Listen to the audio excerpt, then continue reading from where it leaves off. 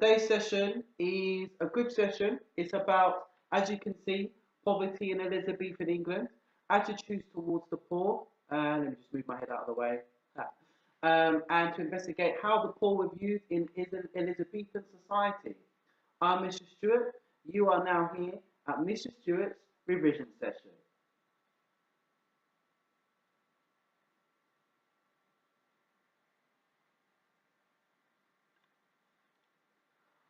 I'm back again.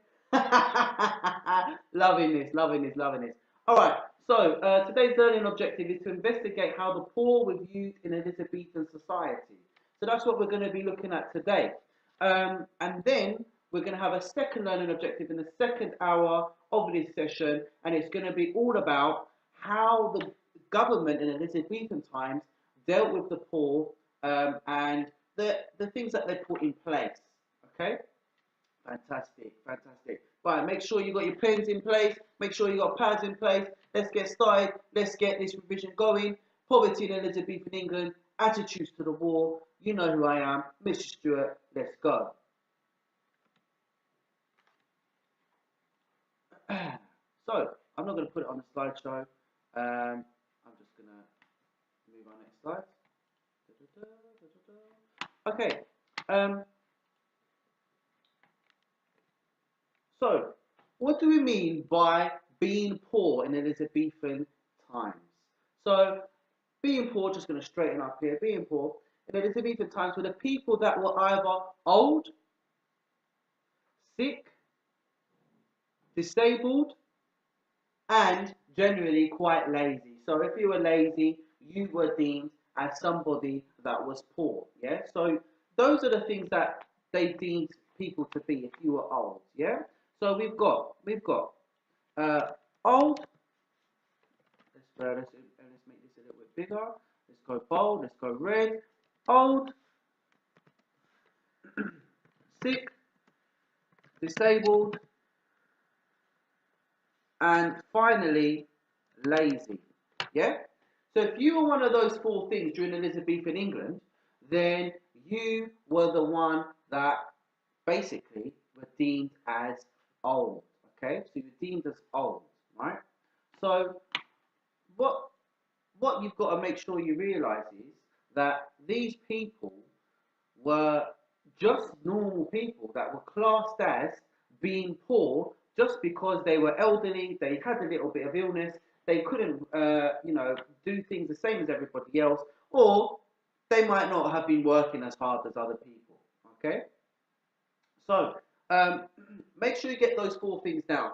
That is what it's meant by somebody that was poor during Elizabethan times. Okay? Can I get a thumbs up or a smiley face just to make sure that you're all on task and you know what is happening right now?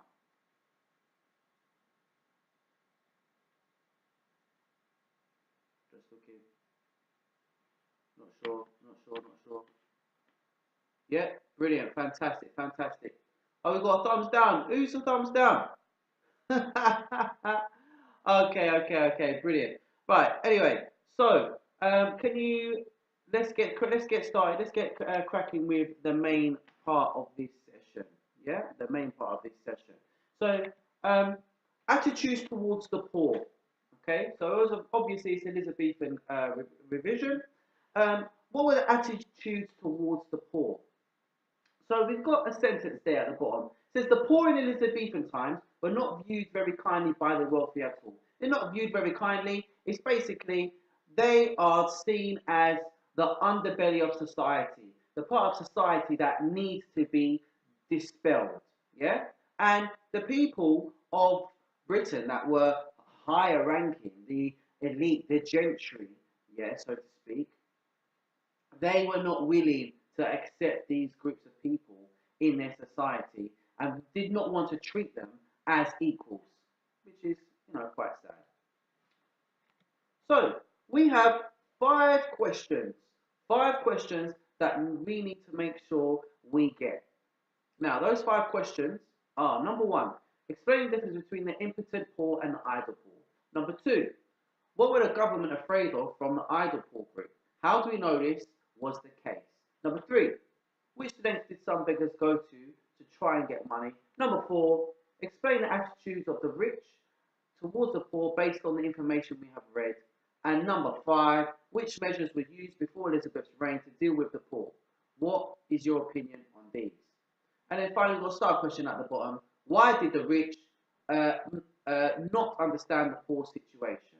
Okay, so that's what we're going to be looking at now. So make sure your pen's ready. I know there's only seven of us in here, but hopefully things should improve. A lot more people should join in later on in the stream, or they'll just catch us on the video section later.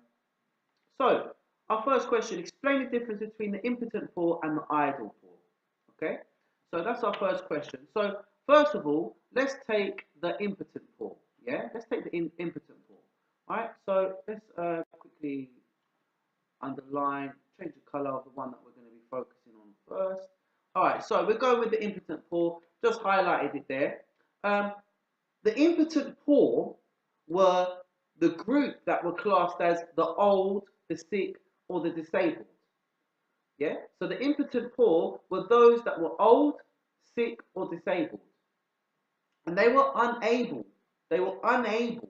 to provide for themselves. They were seen as not to blame for their situation, and the government was seen as more sympathetic towards this group. So, yes, you were poor, yes, you were part of the poverty-ridden part of society in Elizabethan times, because you were elderly, because you were sick, because you were disabled, but it was seen that it's not your fault that has happened to you. And the government in Elizabethan times were more sympathetic to you. So that is the impotent poor. If you look at the word impotent, it basically means somebody that cannot do something. Yeah? Alright, let's take our second one, the idle poor. The idle poor. Now, the idle poor are a different type of people. Yeah? Idle means somebody who is lazy. So this implied that this group were seen as poor because of their own doing. They didn't want to go to work. So they were seen as poor for their own doing. So they were seen as idle, lazy poor. Okay? And this group of people were not treated very well by the government in Elizabethan times. Okay? Fantastic. So, we've got our second question that we need to answer. What were the government afraid of from the idle poor group? How do we know this was the case? Yeah, so that's the second question that we're going to look at. So, number 2 is very simple. The idle poor, not the impotent poor, it's the idle poor, was seen as a major threat to social order. There was a belief that there was enough work for everybody. There shouldn't be any idle poor. There's enough work for everyone. But there still was an idle poor. And the government were afraid of this idle poor group. Yeah? Okay? And the government actually saw this idle poor group as dishonest. Also known as a vagabond. A vagabond. V-A-G-A-B-O-N-D-S. A vagabond. Yeah? Okay, so this group was seen as a vagabond. A vagabond was someone that was homeless, who would meander and move around the city or the town and beg and steal. Yeah, so vagabond. Oh, sorry, vagabond. Yeah. So this group were seen as a dangerous group of people that would go around towns and cities. That's our word there, vagabonds. Yeah, and vagabond, and basically cause a lot of issues in society. Okay, now the government was scared of these people. They were scared of the idle poor because they didn't want other groups in society, other people to just drop down their work and become idle, become a person who is idle, because that would then affect the economy, affect life in the towns and the cities, and things would grind to a halt, and then that's when potentially you end up having with something a civil war. Okay.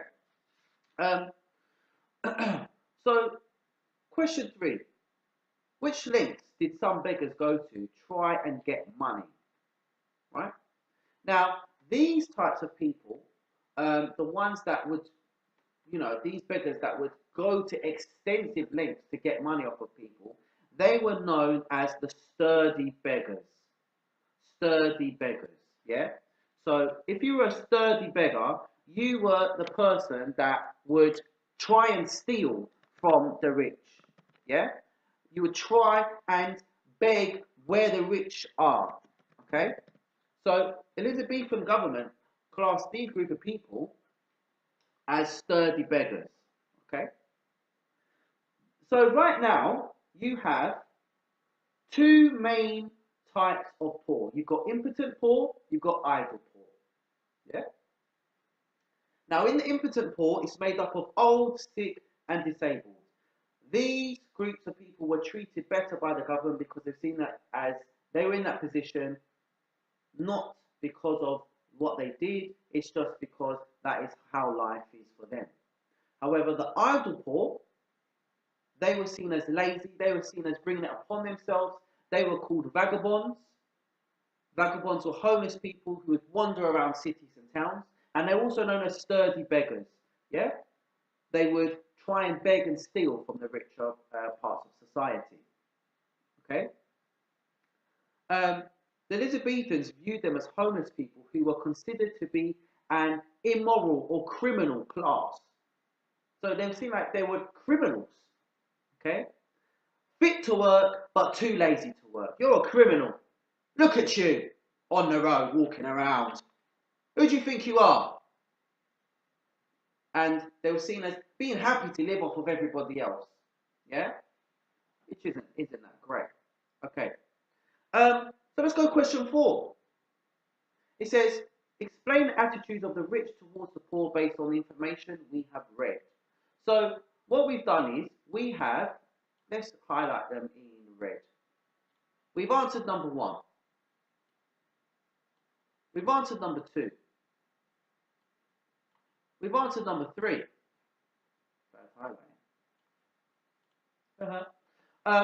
Let's go on to number 4. Number 4 is asking us to assess the information that we have gone through. Yeah? Okay? So those 3 questions have been answered. Read through your notes that you've made now. Yeah? The question is, explain the attitudes of the rich towards the poor. The main attitude is that they see this group of people as people that are not as worthy as themselves. Yeah, the government saw these group of people as not as worthy as themselves. The gentry, the aristocracy, yeah, the elite people in the country, the working class as well. Okay, but the government had 2 different attitudes. So number 4, yeah, number 4, there were 2 different attitudes. Yeah. Attitude number 1 is towards the impotent poor. It was a sympathetic a viewpoint, a sympathetic approach, because they were in that position, the old, the sick, the disabled, because not of themselves, but just because of the situation that they were in. The second attitude is a more aggressive attitude towards the idle poor. They were seen as lazy, people that were begging and stealing off of those that have worked hard for their money. They were seen as vagabonds, as I've mentioned. They were seen as sturdy beggars. They were seen as immoral. They were seen as criminals.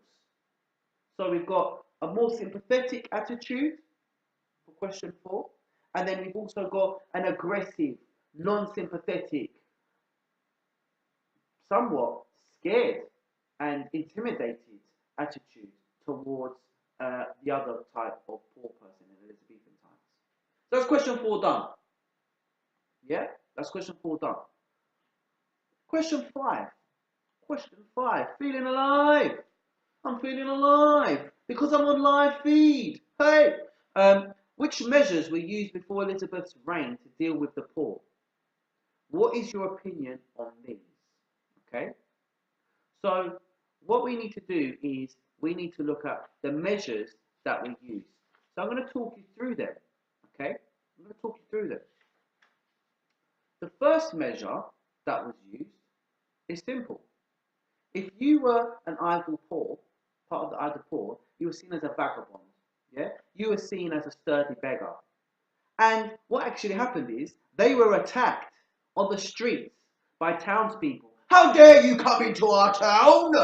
Who do you think you are, you vagabond? And they would be attacked and they would be removed from the towns.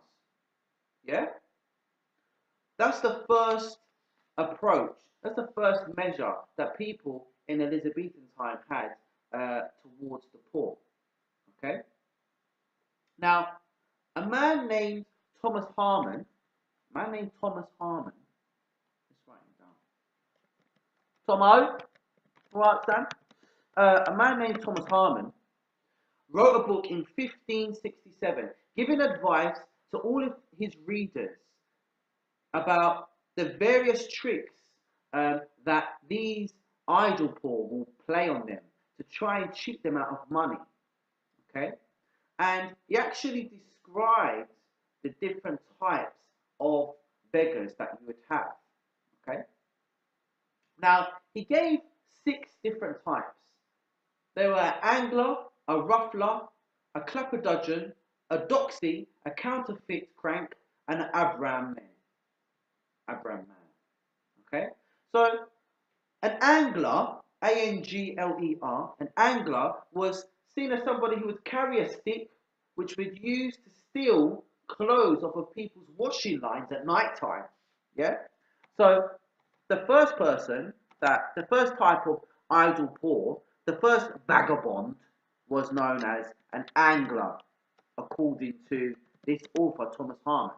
Now, an angler is someone that apparently, according to Tomo, is someone that carried a stick and would go around at night time stealing washing off of people's washing lines. Oh, my drawers are gone. Oh, where's my boxers? They didn't wear boxers back then, actually.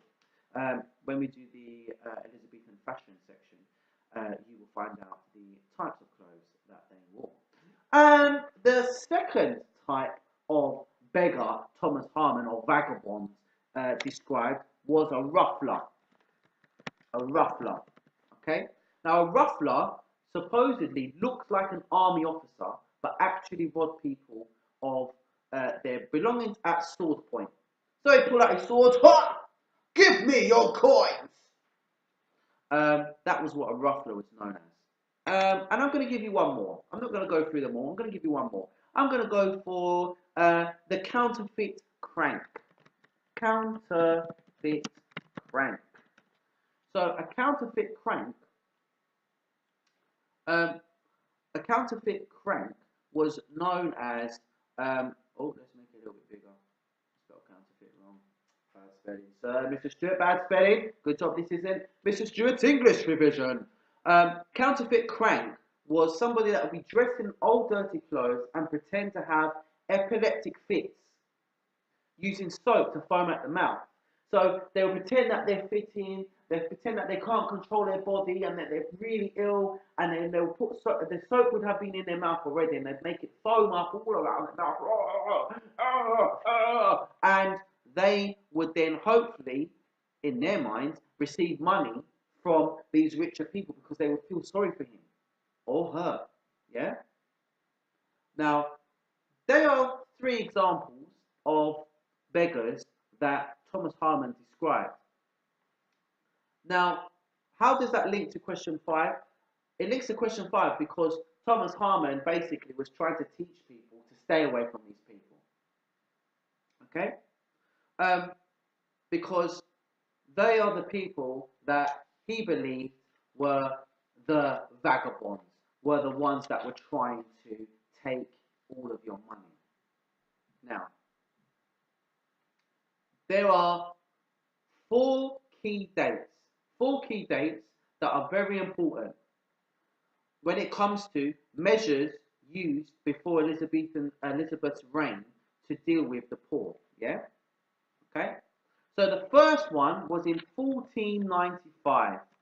In 1495, beggars would be placed in stocks for 3 days, whipped and then returned to their place of origin. Now, when you are whipped, it's not a dance, it's not a whip nay nay. It is you're being whipped over your back with a whip, with no top on, blood is pouring out of your back. It is a punishment because you are trying to get money from the rich and you need to go and get a job.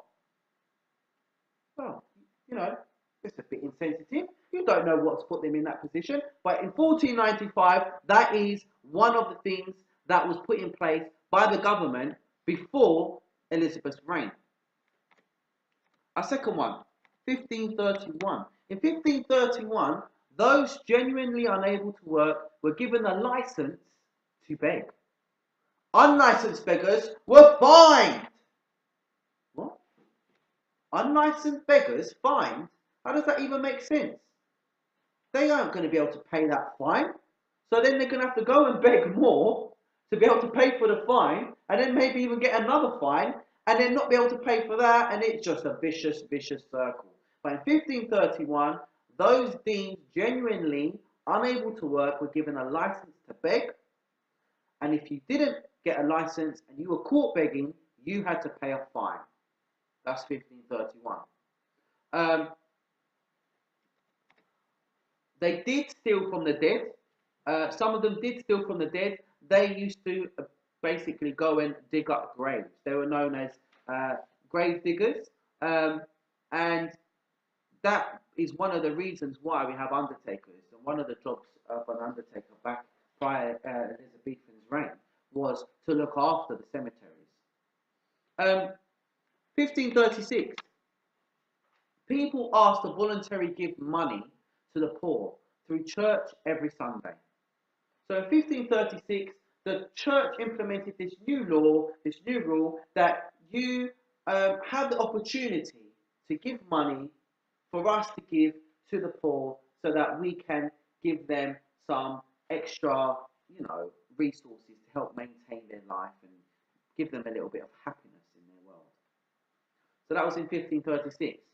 And the final one, this is before Elizabeth became the Queen of England.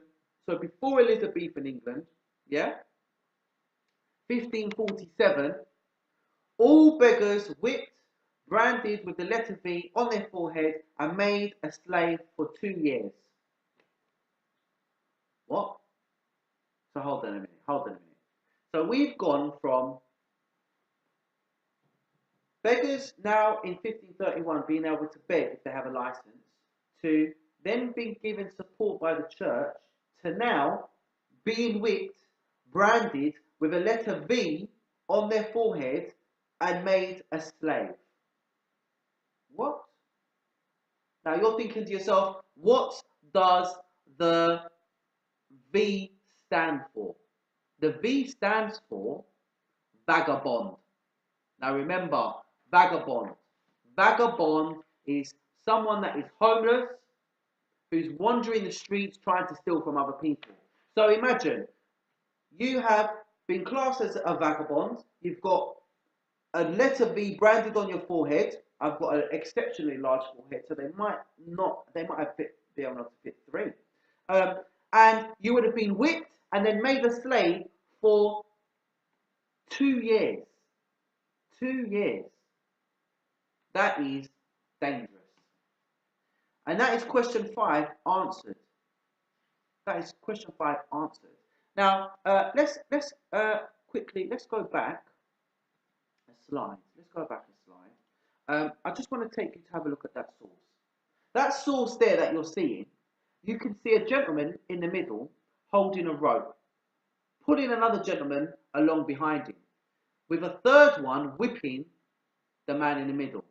Now that is an interpretation of what it would have looked like for a man deemed a vagabond in 1547, well, from 1547 onwards until Elizabeth's reign.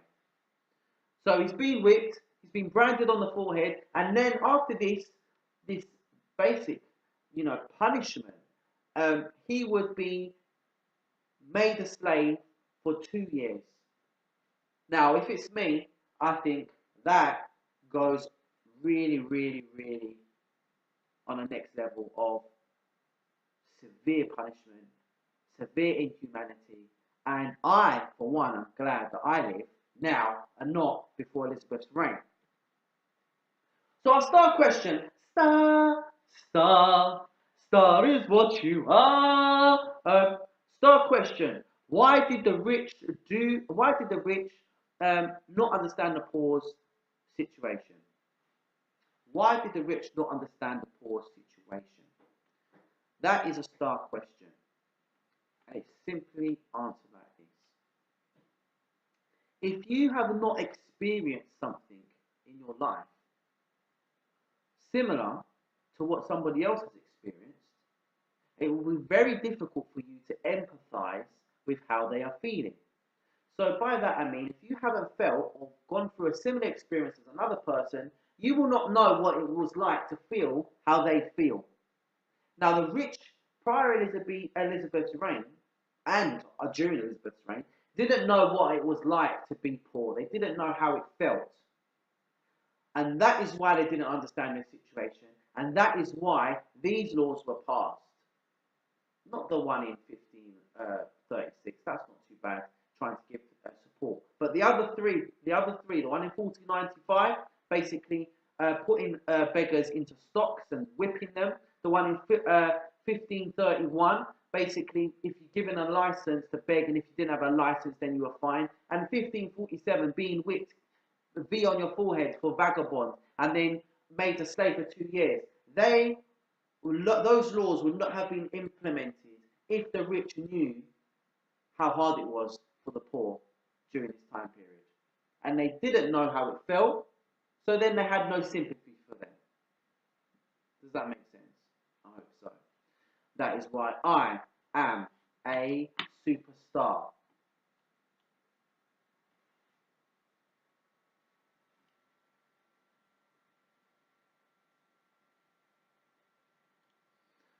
Right, and we're back.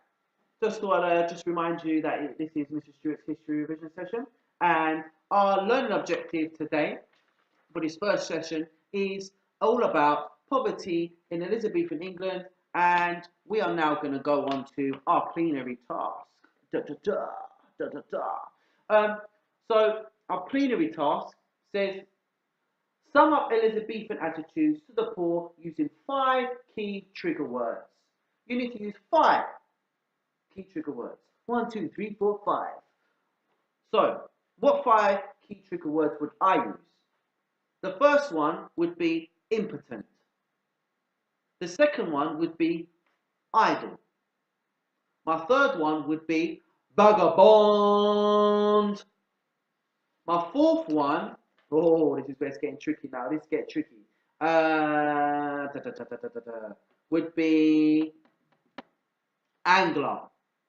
And then my fifth one would be, I'm going to cheat. I'm not going to give a word. I'm going to give a date, 1547.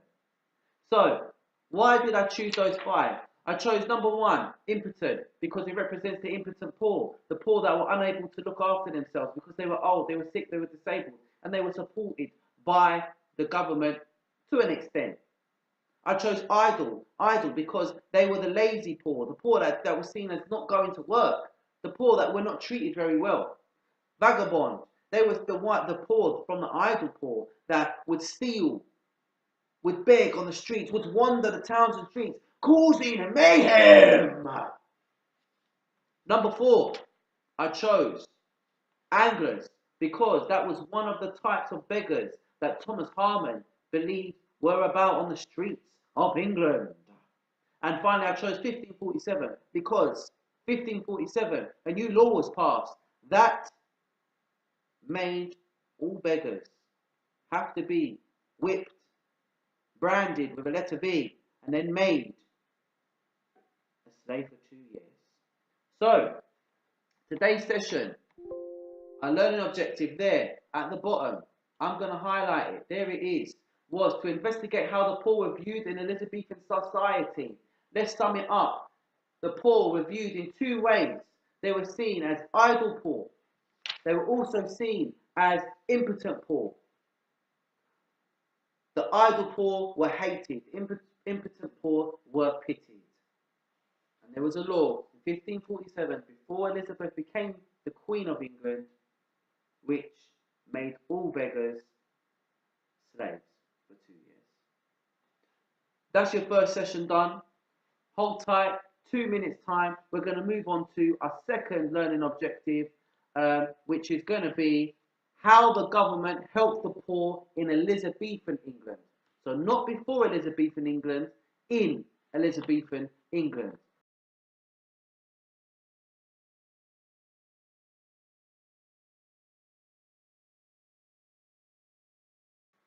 Back again, back again, back again. Oh, I shouldn't do that. Is that a slogan from Arsenal Fan TV? How did the government help the poor in Elizabethan England? So we're going to be looking at what the poor did in Elizabethan England when Elizabeth was the queen. What did the government do to help them when she was the queen? Before we saw what happened to the poor before she was the queen in our previous video. So this video is all about what Elizabeth's government did to help support the poor. I'm Mr. Stewart, and this is Mr. Stewart's revision.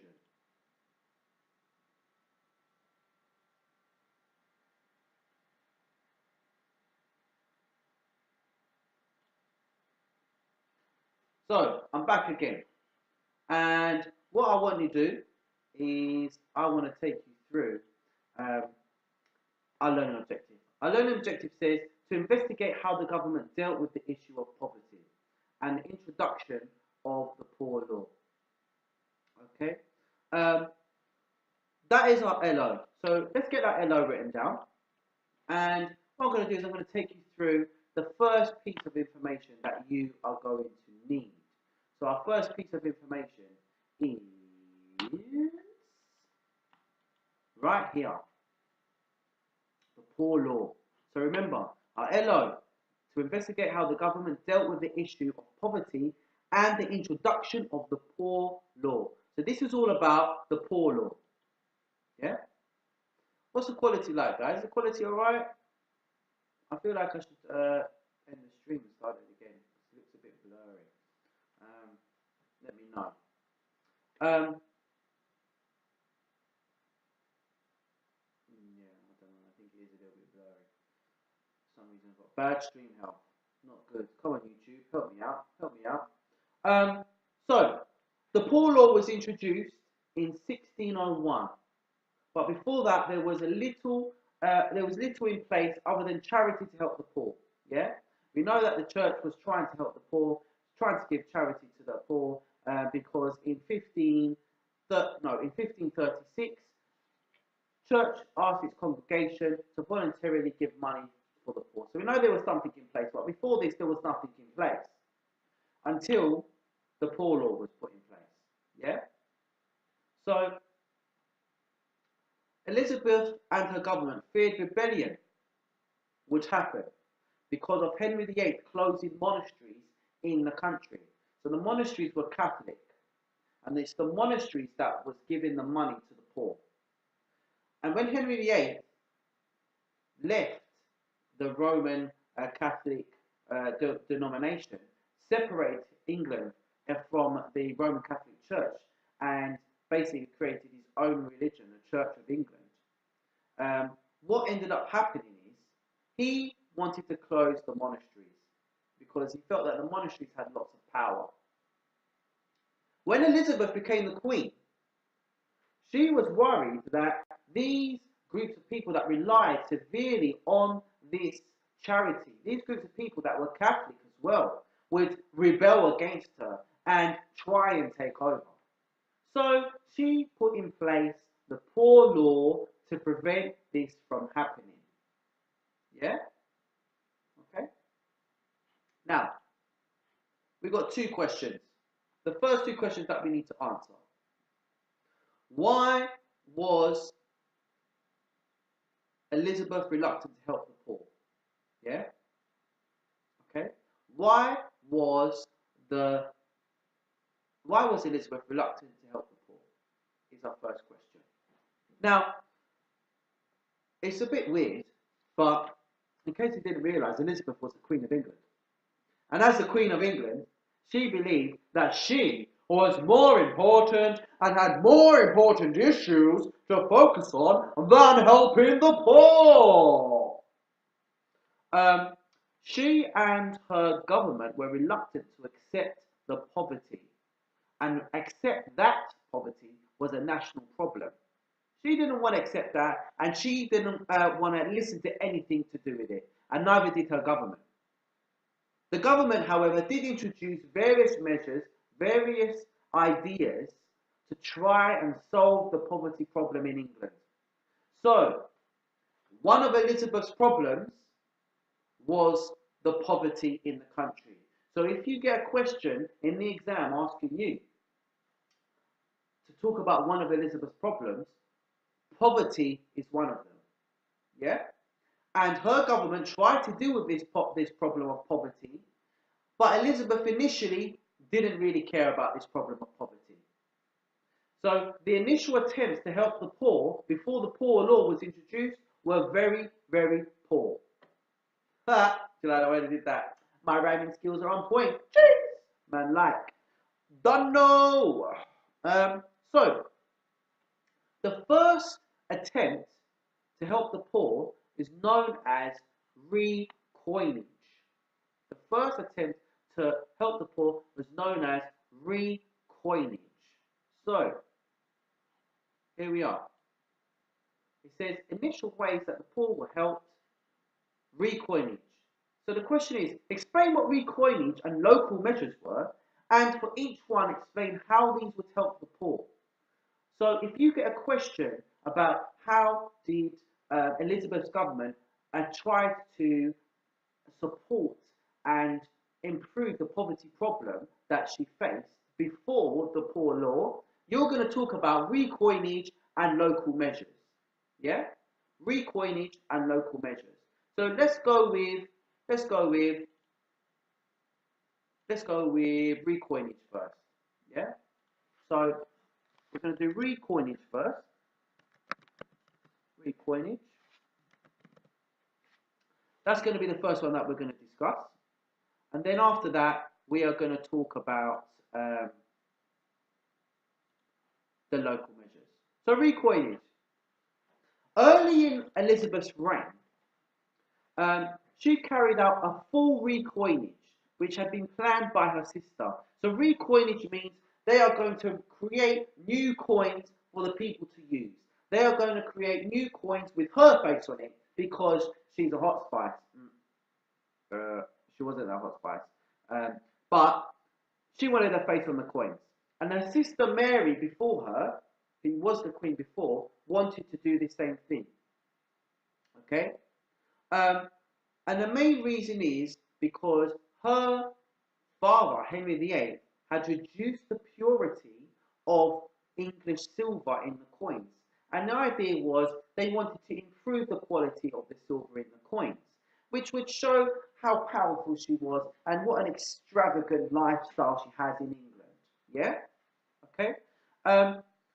So the coins were recoined, remade, yeah, because the previous coins, which were basically watered down by Henry VIII, were mainly looking like they were copper, yeah, they didn't look like they were silver.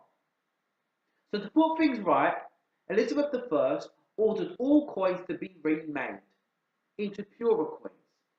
Elizabeth's new coins were made of fine silver and gold. Once more, look at me, I'm the Queen of England and we have lovely silver and gold coins. Recoinage is such a fantastic idea. What did this do? This slowed down the rate of inflation, which meant that wages could be fairer. So inflation basically means the cost of living needs to stay at a similar rate at the cost of wages, the value of wages. So if you have really fast inflation, it means that the cost of the product is far exceeding the value of money, and eventually hyperinflation happens, as we know what happened in Germany, hyperinflation, and the value of money decreases so significantly because, and so what they try to do is print more money, make more money, which devalues the currency, which makes it more or less worthless. So recoinage was good for the poor in Elizabethan England because it meant that wages could be fairer because the rate of inflation slowed down. Okay? So recoinage, why was recoinage important? Recoinage, so the making of new coins slowed down inflation, which made wages fairer. So those that were less, less sort of highly paid, they benefited because their wages sort of stabilized out with those that were paid a little bit more. So our second um, measure created by Elizabeth's government was known as the local measure. So I know it's 8 minutes past 6. I can see this will take us another 12 minutes. Our session will be done. So local measure. So what was the local measure created by Elizabeth's government? Local measures were basically a local council trying to introduce measures to deal with poverty. Now let's have an example. An example will be let's go with not London. We won't go with London. Everybody knows about London. Let's go with Southampton, Norwich. Let's go with Norwich. Not too far away from London. So in Norwich, their local council basically collected money for their poor. It was a charitable act. So their local council collected money for their poor. Now this was also known as an alms. So alms. So alms are money, food, or similar items given to the poor. Yeah? So a local measure, the Norwich Local Council also basically created provisions for the poor to have, known as alms. Now, Norwich was also back then known as Northwich. So let me just quickly change that. Northwich. My apologies, I forgot to do that. Also, work was provided. Work provided for the unemployed in a workhouse. Now, these workhouses were not fantastic places to work. They were basically high in labour and low in reward. Yeah, so they weren't very nice places to work. Now, also they introduced special hospitals to look after the sick and the poor that were struggling with disabilities. Now, what did these local measures do? What did they do? They helped the poor to find employment. Number one, the local measures helped the poor to find employment. Number two, they provided sanctity for those who were too ill or sick. They provided a safe haven for them to live. And there were censuses introduced so that they knew who was not working, they knew who was poor, they knew who was ill. This allowed local government to understand how many people were classified as poor. When you do that with a census, it puts you in a good position to be able to put things and measures in place to support this group of people. So if you know how many you have, you know what you need to do. Yeah? Fantastic. So, recoinage. We know what recoinage is. Local measures, we know what local measures were. Which was better? In my opinion, local measures were better. The local measures were the ones that implemented new things to support the poor of the towns and the cities. Recoinage was more of a selfish attempt to support the poor, but really the idea wasn't to support the poor, it was just to deal with a mistake that Elizabeth's father had made in devaluing their money by adding copper into their coins. Yeah? Fantastic. So now we're here. We're at the poor law. This is it. This is it, people. Let's do this. Let's do this. Remember, you are here. Mr. Stewart's history revision session. The poor law. What was it? I'll be back in 20 seconds. Peace.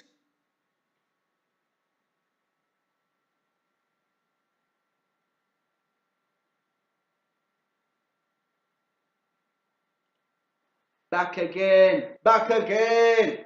Okay, so the poor law. In the middle there in the spider diagram, it says the poor law. The poor law was passed in 1597, which was later amended in 1601. The full title is known as the Act for the Relief of the Poor. So, what did the poor law involve? Overseers of the poor. Why was the poor law an important milestone? And the idle poor and their treatment. So, let's think through all of the things that we need to look at. These are the 4 things that we need to focus on. So what did the poor law involve? What did it involve? The poor law, so we're going with our top left hand one. Sorry, let me just colour that in, just make sure we know which one we're on. And as we go through, we'll colour them all in. Right, so that's what I'm going with now. What did the poor law involve? The poor law stated that everybody had to pay towards a local poor rate. So everyone in that area had to pay towards a rate which would go towards the poor. The people who refused to pay this new tax could be fined or imprisoned. This local tax would pay towards parish officials, the setting up of the workhouses, and the payment relief to the deserving poor. So the poor would be given the support that they need with this new tax paid by everybody. Everyone will pay this tax. Everybody will pay to bring the poor out of the depths of society and into the light, so to speak. Yeah? Okay?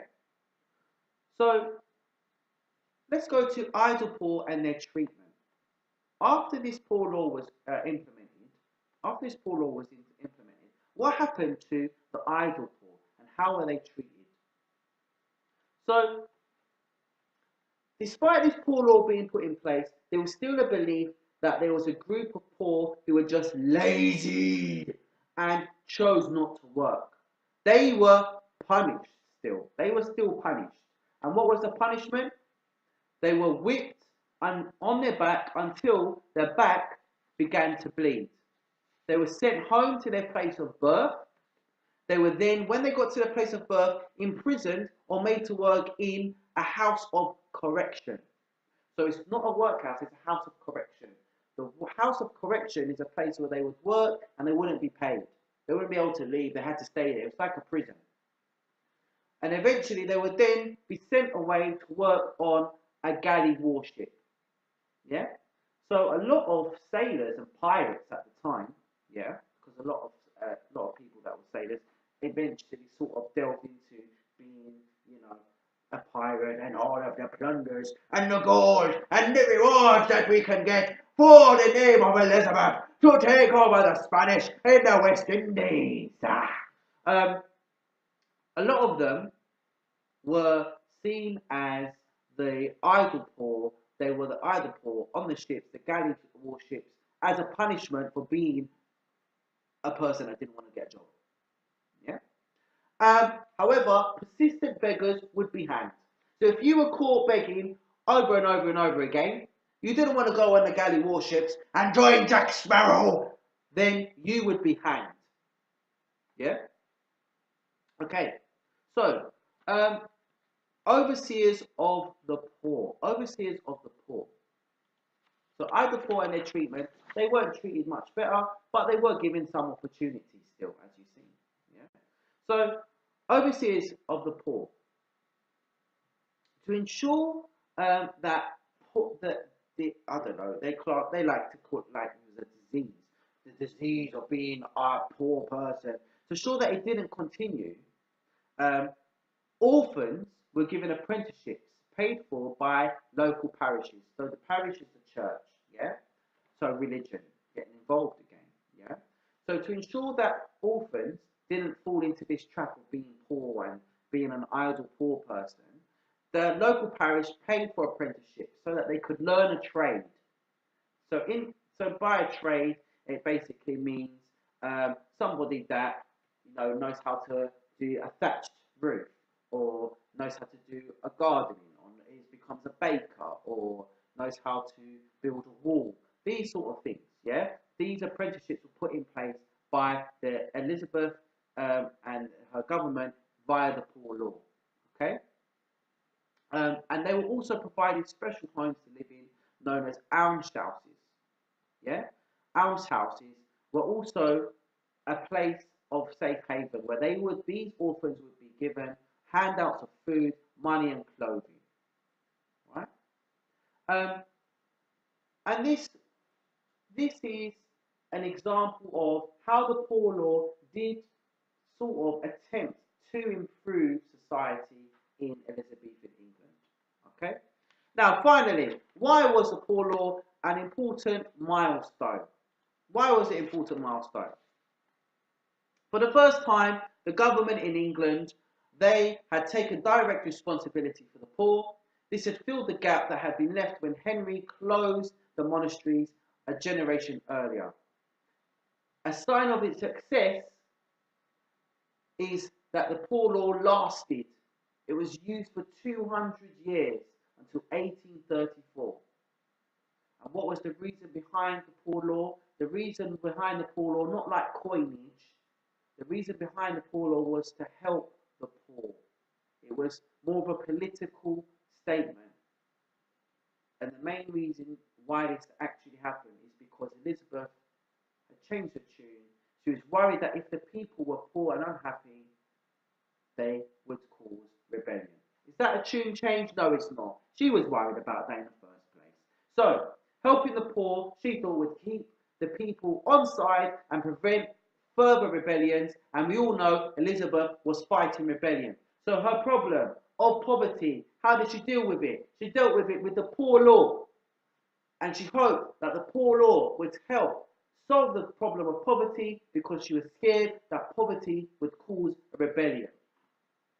Plenary. Do you think the poor law was a successful act? You make the judgment yourself. I'm Mr. Stewart. Keep it safe.